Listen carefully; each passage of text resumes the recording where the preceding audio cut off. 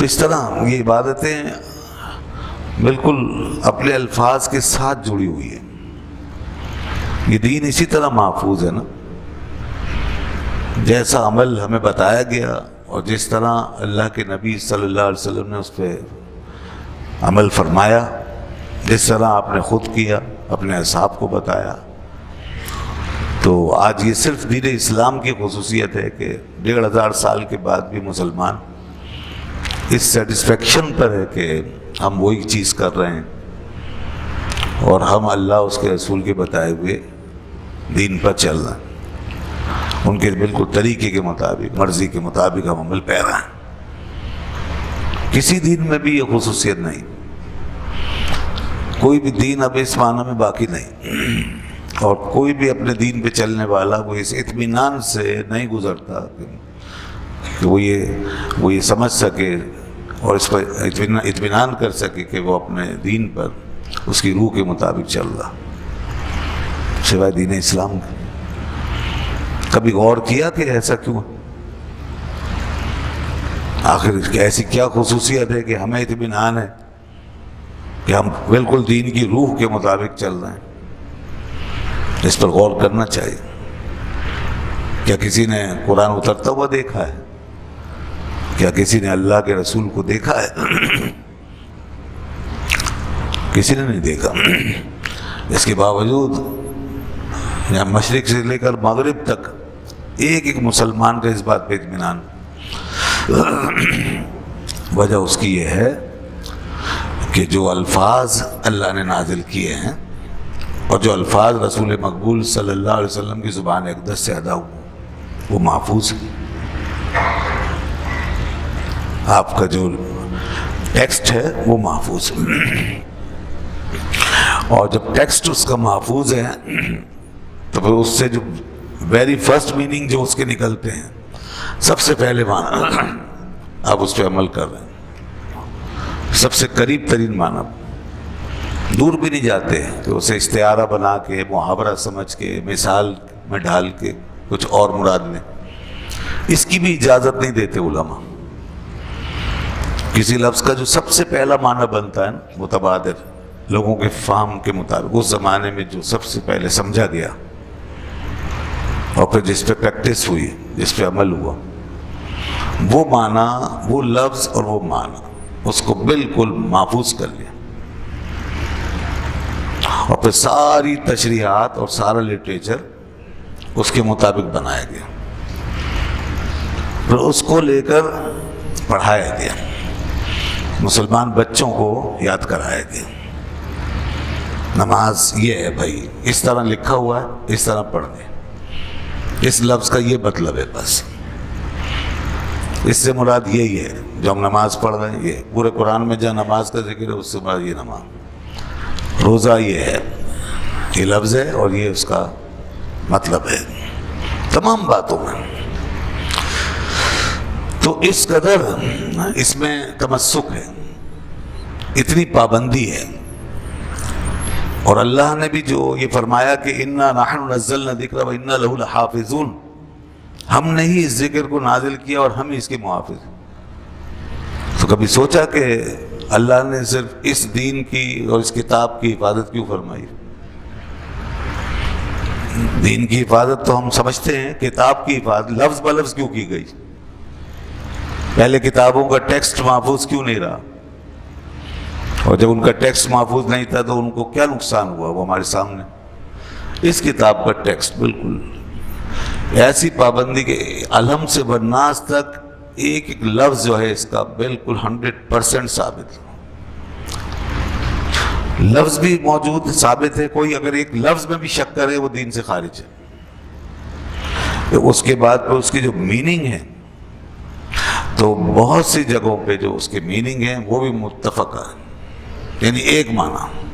میں نے پچھلے جمعے میں کچھ بحث کی تھی کہ بعض آیتوں کے 2 معنی 3 معنی ہوتے ہیں، تو پھر وہ علماء اس میں بحث کرتے ہیں، تعویل کرتے ہیں اور دلائل سے بات کرتے ہیں. اور بہت سی آیتیں وہ بھی ہیں جن کے صرف ایک معنی متعین ہے، فکسڈ، تو اس سے ہٹ نہیں سکتے. تو جس طرح قرآن کے لفظ کو نہیں کہہ سکتے کہ یہ قرآن نہیں ہے، ایسے ہی اس کے ان معنی کو بھی جو جن پہ اتفاق ہو گیا ہے ان کو بھی یہ نہیں کہہ سکتے کہ یہ معنی نہیں ہے. اور جس نے بھی یہ کہا کہ یہ معنی اس کا نہیں ہے وہ قرآن کا منکر قرار پائے گا، چاہے وہ لغت سے کوئی دوسرا معنی اللہ ہے یا کچھ بھی کرے، نہیں مانا جائے گا. یہ فکسڈ ہو گیا، وہ امت کا اس پہ اتفاق ہو گیا. یہی تو جھگڑا ہے قادیانیوں سے. خاتم النبیین کا معنی فکسڈ ہے، طے ہے. اللہ نے جب فرمایا اپنے حبیب صلی اللہ علیہ وسلم کو کہ آپ خاتم النبیین ہیں تو اس کا معنی فکسڈ ہے، طے ہے کہ آپ آخری نبی ہیں. وہ کہتے ہیں کہ ہم اس آیت کو مانتے ہیں مگر اس کا یہ میننگ نہیں مانتے، ہم اس کے معنی یہ نہیں مانتے، ہم کچھ اور معنی نکالتے ہیں اس میں. وہ کہتے ہیں انگوٹھی کے معنی میں، یہاں پر انگوٹھی، خاتم کے دوسرے معنی انگوٹھی کے بھی آتے ہیں، اب وہ لغت سے نکالتے ہیں، پھر اس میں گنجائش نکالتے ہیں مرزا غلام احمد کی نبوت کی. کتنا اہم مسئلہ ہے، غور فرمائیے.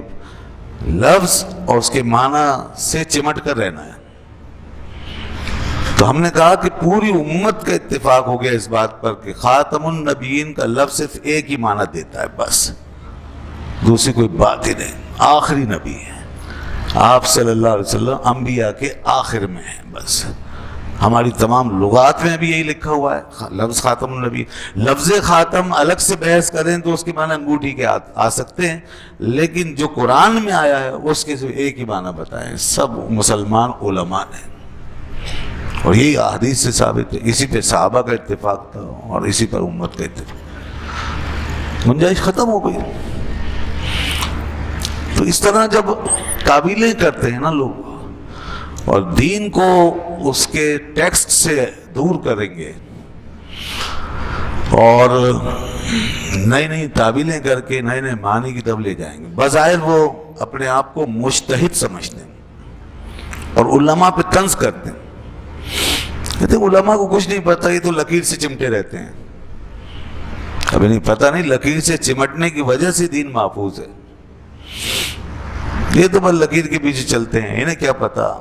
آج دور بدل گیا، اب تعویل کی ایک اور بنیاد ملی لوگوں کو. ہمارے مبصرین بھی اس میں، ہمارے وکلاء بھی، ہمارے صحافی بھی اور ہمارے کچھ وزیر بھی، وہ سائنس اور ٹیکنالوجی ان کو سمجھ آ گئی. ہاں سائنس کہاں یاد آ رہی ہے؟ قرآن میں، دین میں یاد آ رہی ہے، علماء کے لیے یاد آ رہی ہے. علماء کو سائنس کا پتہ نہیں ہے صاحب. اب دین جو ہے وہ اس کی تشریح سائنس سے ہونی چاہیے، ٹیکنالوجی کے ذریعے سے ہونی چاہیے. جدید ترین ٹیکنالوجی آ گئی ہے، کیلنڈر بن سکتے ہیں اور ہم جو ہے اس کے ذریعے سے چاند دیکھ سکتے ہیں، چاند کا تعین کر سکتے ہیں. یہ بتایا جا رہا ہمیں. سبحان اللہ. تو بس لوگوں کا، وزارتوں کا مطلب یہ ہو گیا کہ جہاں بیٹھو بولے جاؤ. پہلے اس میں تھے اس طرف تو ادھر بولے جاتے تھے، اب ادھر ہیں تو ادھر بولنا ہے. چاہے وہ صحیح بولو غلط بولو، جو چاہو بولے جاؤ. تو اب جو ہے یہ فرمایا جا رہا ہے یہ سائنس کا دور ہے. تو مطلب یہ ہے کہ اب دین کی سائنس کے ذریعے سے تشریح کی جائے. سائنس کی تشریح، سائنس کی بھیڑ چڑھا دیں گے. دوسرے لفظوں میں ہم قرآن کو سائنس کے ذریعے سے اب تعویل کریں حدیث، اور جو پہلے سے سمجھا گیا آج تک اس کو چھوڑ دیں. کبھی نہیں ہو سکتا. ان کا مسئلہ ہی کچھ اور ہے. یہ دین، نہ دین کے ہمدرد ہیں، نہ اس ملک کے، نہ اس قوم کے. ان کا مسئلہ کچھ اور ہے، وہ سب جانتے ہیں. ان کو ایک ایجنڈا ملا ہے، ان کو ہمیشہ اس پہ کام کرنا ہے تاکہ وہاں اپنی جو اپریسیشن ہے وہ پیدا کر سکیں. جو اللہ نے فرمایا ایبتغون عندہم العزہ، کہ یہ اس قسم کے لوگ ہمیشہ اسلام دشمنوں کی یہاں عزت طلب کرتے رہیں گے، یہود و نصارہ کے یہاں عزت مانگتے رہیں گے ان سے. تو اس کی قیمت وہاں سے ملتی ہے. اور وہ ایجنڈا یہ ہوتا ہے کہ مسلم طاقتوں کو، علماء مشائخ کو بے اثر کرو، دینی اثر رسوخ کم کرو اور گنجائش پیدا ہو کہ آگے جو اہداف ہیں پورے ہوں۔ دیکھیں یہ بات اب میڈیا پہ، سوشل میڈیا پہ بالکل عام ہو گئی ہے میرے خیال میں، کہ موجودہ حکومت نے بھی اقتدار میں آنے سے پہلے قادیانیوں کی جماعتوں سے رابطہ کیا باقاعدہ، اور قادیانی جماعت کا اس وقت کا لیڈر جو مرزا مسرور احمد ہے، اس نے کھلے عام یہ بات کی کہ انہوں نے اپنا آدمی ہمارے پاس بھیجا، اور اس کو یہ پیغام پہنچایا گیا کہ آپ ہمیں ووٹ دیں، ہمیں کامیاب کرائیں، تاکہ ہم آپ کی آواز اسمبلی میں اٹھائیں، ہم آپ کے لیے وہ کام کریں گے، اس کا ہم وعدہ کرتے ہیں، آپ ہماری حمایت کریں، ہم آپ کی حمایت کریں۔ یہ باقاعدہ عمران خان صاحب کی طرف سے پیغام پہنچایا، اور میرے خیال میں اس کی تردید وردید نہیں ہوئی ہے ابھی تک، یہ انہوں نے بالکل آن ایئر کہہ دیا اور کہا کہ ہم سے یہ بات ہوئی ہے کہ ہم انہیں ووٹ دیں گے اور یہ ہماری مدد کریں گے۔ تو اس نے یہ بھی کہا کہ میں نے ان سے یہ کہا، ان کے نمائندے سے، کہ جناب جب تک یہ ملا مولوی ہیں آپ کچھ نہیں کر سکتے، یہ ملا مولویوں کی وجہ سے اب دیکھیں نا، یہ ملا مولوی جو ہیں یہ کس کا خوف ہے، ان کو راستے سے ہٹانا کس کے لیے ضروری ہے، کن کے مقاصد کی تکمیل ہے، اصل مسئلہ یہ۔ تو اب اس کے بعد آتے ہی ایک جنگ چھیڑ دی، ملا مولوی یہ رویت ہلال کو بنیاد بنا لیا، جو پچھلے 50-60 سال سے ایک ادارہ کام کر رہا ہے، اس کو خواہ اس کے اوپر چڑھ دوڑ۔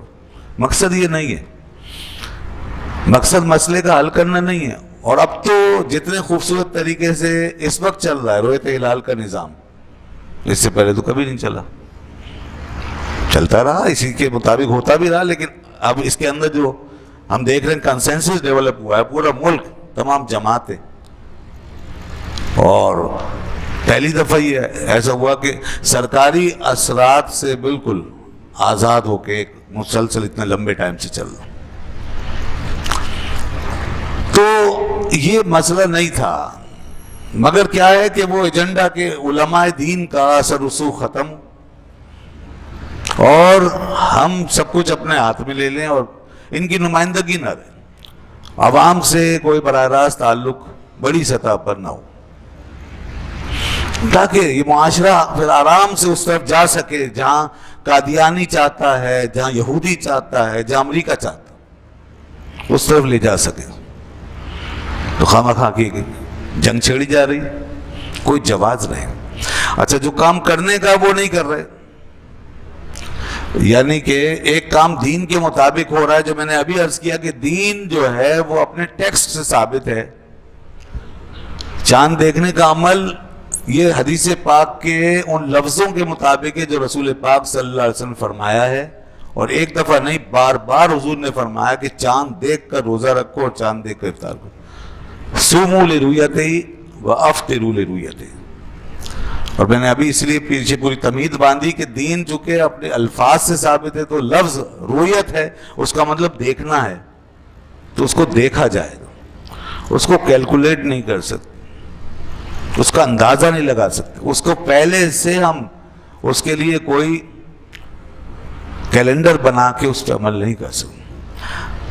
ہمیں جب رمضان کا روزہ رکھنا ہے تو چاند دیکھنا ہے، ہمیں عید کرنی ہے چاند دیکھنا، جو فرائض وابستہ ہیں چاند کے دیکھے جانے سے ان پہ عمل کرنا، یہ ایک شرعی تقاضا ہے جس کو پورا کیا جا رہا ہے۔ تو وہ ایک چل رہا تھا نظام، تو اس نظام کو چلنے دینا یہ تو نہیں ہونے دیا جا رہا، بلکہ اچھا، اور اس نظام کے مقابلے میں جو رکاوٹ تھی، جو ایک فتنہ تھا جو برسوں سے پل رہا ہے، اور وہ اس نظام سے بار بار ٹکراتا اور حکومت کے ریٹ کو چیلنج کرتا ہے، بجائے اس کی کہ اس کا علاج کرتے،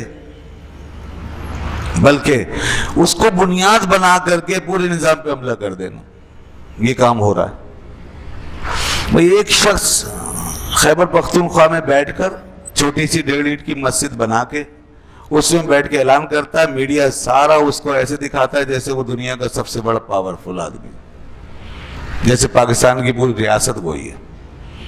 جیسے ہماری ریاست کا، ہمارے اداروں کا سربراہ وہی ہے، اس کو ایسے دکھاتے ہیں، اور حکمران اس کے سامنے زیر ہو جاتے ہیں، ڈھیر ہو جاتے ہیں وہاں کے حکمران. یہ بھی ہوا ہے. تو ایک آدمی جو ہے اس کا علاج نہیں. یہاں پوری کراچی کا علاج ہو گیا، دہشت گردی کا خاتمہ ہو گیا، چن چن کے پکڑا مارا نکالا، ریاست نے اپنی طاقت کا مظاہرہ کیا، کچھ دنوں میں ستایا ہو.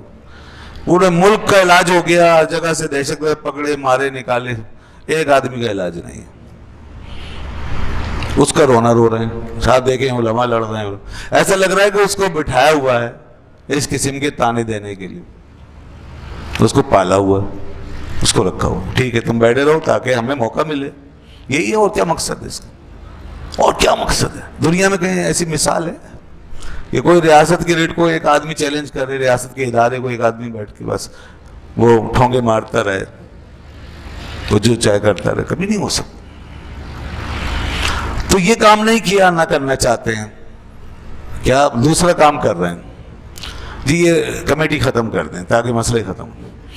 اصل میں اس کے پیچھے وہ ایجنڈا ہے جو میں نے ابھی عرض کیا کہ علماء، یہ دیندار لوگ یہ آگے کیوں آتے ہیں اور پوری قوم ان کی بات کیوں سنتی ہے، اور ان کے کہنے پہ اس چیز کا عمل درآمد کیوں ہوتا ہے. تو ان کو نکالو باہر.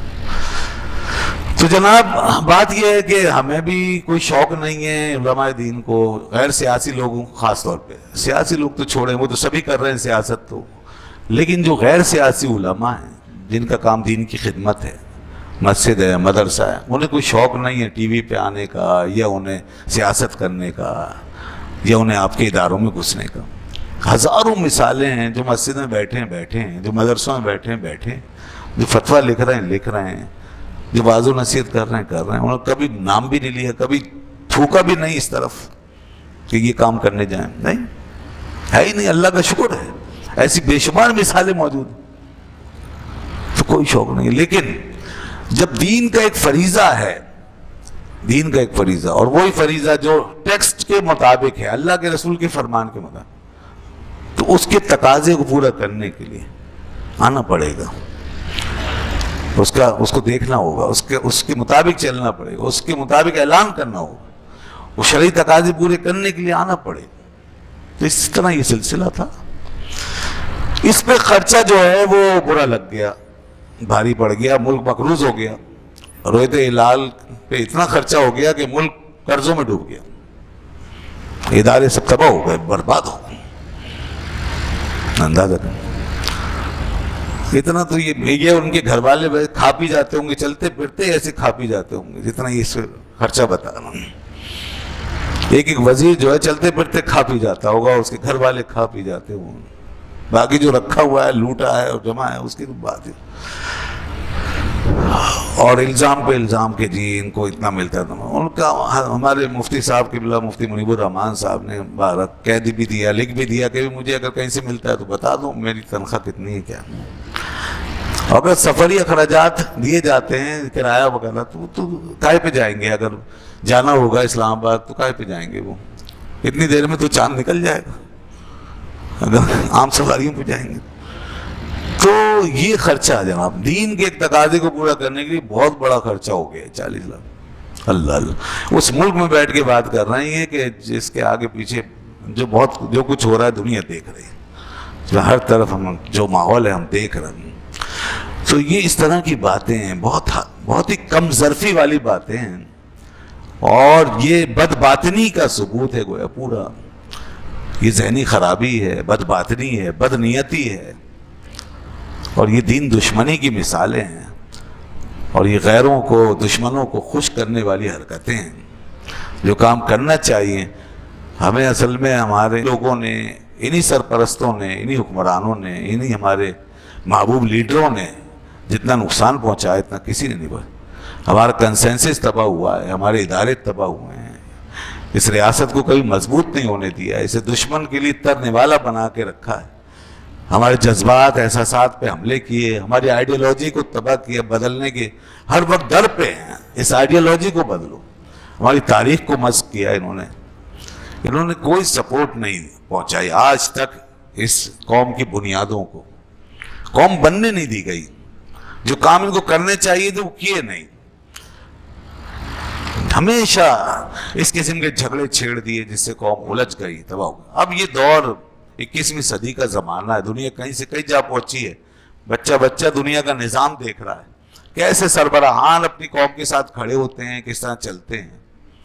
آج ہمارے سربراہوں کا حال یہ ہے کہ یہ ہر وقت قوم کی کمر توڑنے میں لگے رہتے ہیں، قوم کو ڈیوائیڈ کرتے رہتے ہیں، لڑاتے رہتے ہیں، جن چیزوں پہ اتفاق ہے ان کی قدر کرنے کے بجائے ان کو پھر الجھا دیتے ہیں ان کا، اور دین کے تقاضے، شرعی تقاضے ان کے لیے کوئی اہمیت نہیں رکھتے، اور علماء دین کی کوئی عزت، کوئی احترام ان کے دلوں میں نہیں، سب کو ایک ہی طرح سمجھتے ہیں، حالانکہ کالی بھیڑیں ہر جگہ ہوتی ہیں، کالی بھیڑیں ہوتی ہیں، کچھ لوگ غلط ہو سکتے ہیں، یہ قرب قیامت کا دور ہے، لیکن سب لوگ غلط نہیں ہوتے، اور ہر شعبے میں ایسی غلط مثالیں، کالی بھیڑوں کی مثالیں ہمارے سامنے موجود ہیں، مگر ہم کسی کو بھی ایک دم سے ٹوٹلی آل ان آل ریجیکٹ نہیں کرتے، مگر یہاں دین کے معاملے میں بات ہوتی ہے تو ایک دم انتہا پہ چلے جاتے، یہ دین سے بغض، دین سے عداوت نکالنے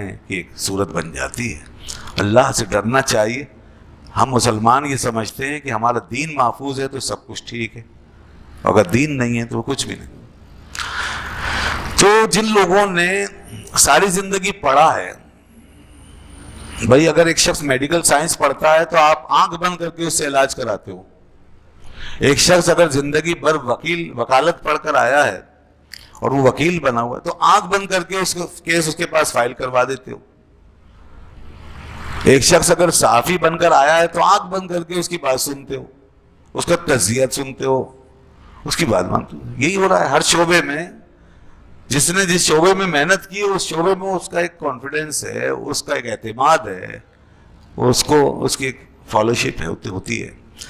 تو دین کے اندر جو لوگ دن رات پڑھ رہے ہیں اور اس میں مہارت پیدا کر رہے ہیں، تو پھر ہم ان کی بات کیوں نہیں سنیں گے؟ یہ کیسے ہو سکتا ہے کہ ایک شخص ادھر ادھر سے دھکے کھا کے آیا اور کہہ رہا ہے کہ مجھے زیادہ دین آتا ہے؟ تمہیں آتا کیا ہے؟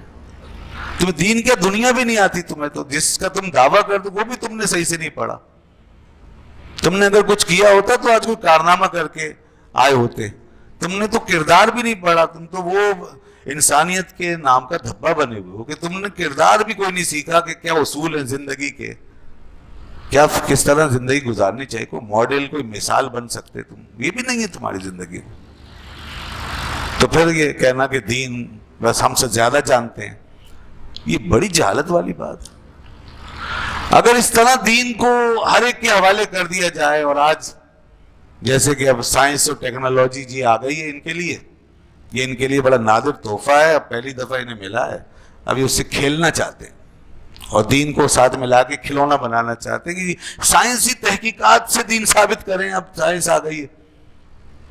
تو مطلب پتہ ہے کیا ہے کہ جس طرح یہاں آپ رسول خدا صلی اللہ علیہ وسلم کے الفاظ کو چھوڑ دیں، حضور نے فرمایا چاند دیکھو، تو ان کو سائنس مل گئی، ان کا جی وہ چھوڑیں، اب جو آج تک امت نے سمجھا وہ پرانا دور تھا، اب جی چاند کو بس کیلکولیٹ کرنے کا دور ہے، اور ہم چاند کو سائنسی طریقے سے ثابت کر سکتے ہیں، لہذا ہم سائنسی کیلنڈر بنا کے حافظ کر دیں، بس یہ پورا ہو گیا۔